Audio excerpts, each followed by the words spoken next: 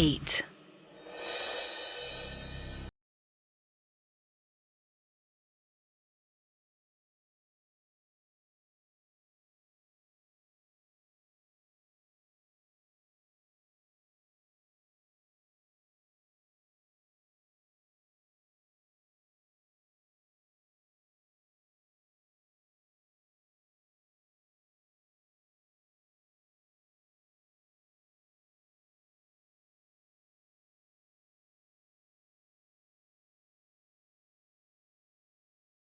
भी उनका कोई मंदिर होगा, लेकिन साउथ इंडिया में उनकी कई सारी इंपॉर्टेंट प्लेसेस हैं। इन्हें और भगवान गणेश को पार्वती नंदन के नाम से भी जाना जाता है। साउथ में इनके काफ़ी नाम हैं, जैसे स्वामी कुमार, सुब्रमण्यम, स्कंद। कार्तिकेय को गॉड ऑफ वॉर भी कहा जाता है, यानी युद्ध का देवता। पुराणों में कार्तिकेय को ही देवताओं का सेनापति बताया गया है। उनके जन्म की जो कहानी है वो भी काफ़ी अनोखी है। उनका जन्म पार्वती जी के गर्भ से नहीं हुआ था। दरअसल जब भगवान शिव की पत्नी सती ने अग्नि में अपने आप को आत्मदह कर लिया था, यानी अग्नि में अपने आप को भस्म कर लिया था, तब शिव जी आपा खो बैठे थे, जिससे संसार शक्तिहीन हो गया था। असुरों ने डेफिनेटली फायदा उठाया। एक दैत्य जिसका नाम ताड़कासुर था, वो ब्रह्मा जी से वरदान पा लेता है। उसे वरदान मिल जाता है कि वो बहुत शक्तिशाली हो जाएगा, और अगर उसकी मौत होएगी तो वो केवल शिव जी का पुत्र ही कर पाएगा।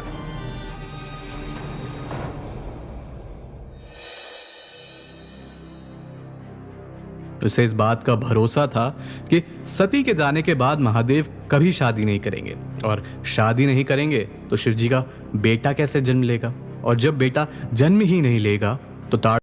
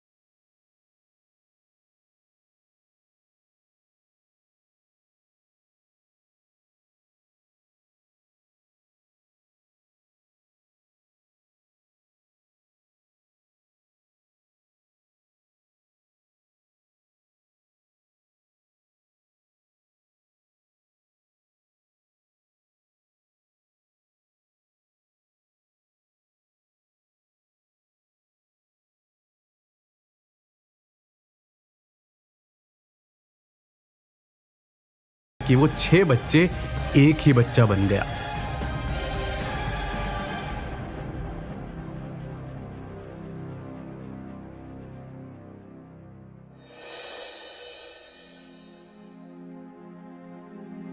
कृतिकाओं के द्वारा पालन पोषण होने के कारण उस बालक का नाम कार्तिकेय पड़ गया। शिव पुत्र कार्तिकेय को देख सभी देवी देवता खुश हो गए कि इतने प्रयत्नों के बाद, इतनी कोशिश के बाद आखिरकार नियति का लिखा सिद्ध हो गया और कार्तिकेय का जन्म हो गया। भारत के अलावा भगवान कार्तिकेय को विश्व में श्रीलंका, मलेशिया, सिंगापुर जैसी जगहों में पूजा जाता है। देवताओं को इस बात की संतुष्टि होने लगी थी कि अब ताड़कासुर का वध होना तय है। स्कंद पुराण के अनुसार कार्तिकेय के वॉर की प्रैक्टिस खुद अगस्त्य मुनि और भगवान शंकर ने करवाई थी। जगत जननी मां पार्वती ने उन्हें एक शक्तिशाली भाला भी दिया था, जिसे वेल कहा जाता है। ये शस्त्र पाकर मानो कुमार कार्तिकेय की शक्तियां और बढ़ गई। कार्तिकेय भगवान शिव के दिखाए रास्ते पर चलते रहे। अपनी युद्ध कलाओं में कार्तिकेय इतने माहिर हो गए थे, जिसके बाद उन्हें देवताओं के सेनापति के तौर पर नियुक्त किया गया। महादेव से आशीर्वाद पाकर कार्तिकेय और सभी देवता ताड़कासुर से मुकाबला करने निकल पड़े।